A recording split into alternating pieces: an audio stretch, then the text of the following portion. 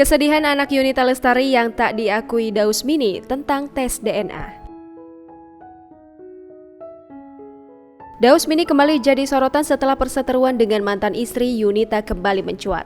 Hal ini bermula saat istri Dausmini yang baru meminta untuk dilakukan tes DNA untuk Ical, anak Daus dengan Yunita Lestari. Tapi Yunita Lestari menduga jika Dausmini tidak pernah meragukan putrinya.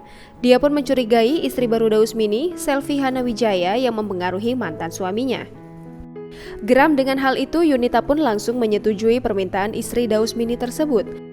Namun ia memberi syarat apabila menginginkan sang anak untuk melakukan tes DNA. Ya, syarat itu adalah Yunita meminta Daus untuk membiayai tes tersebut. Tak main-main, bahkan dirinya juga akan melakukan gugatan hukum balik jika terbukti ada hubungan biologis di antara mereka.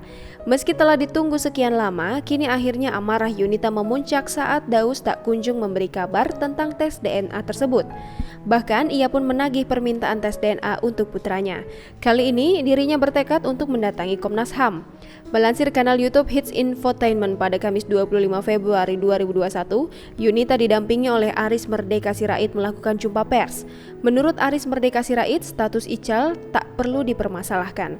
Itu artinya anak ibu Yunita tidak perlu diragukan.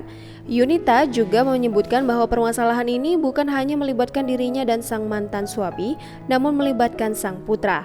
Bahkan dirinya juga mengatakan bahwa pelawak tersebut sudah tak menafkahi anaknya. Ibunda Dausmini mengatakan bahwa bukan Daus yang menutup akses komunikasi dengan sang putra. Lebih lanjut, Yunita mengatakan bahwasannya sang anak telah mengetahui permasalahan semuanya.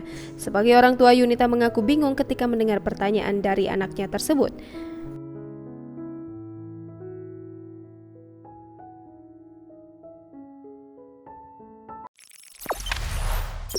Jangan lupa subscribe, share, komen, dan like ya!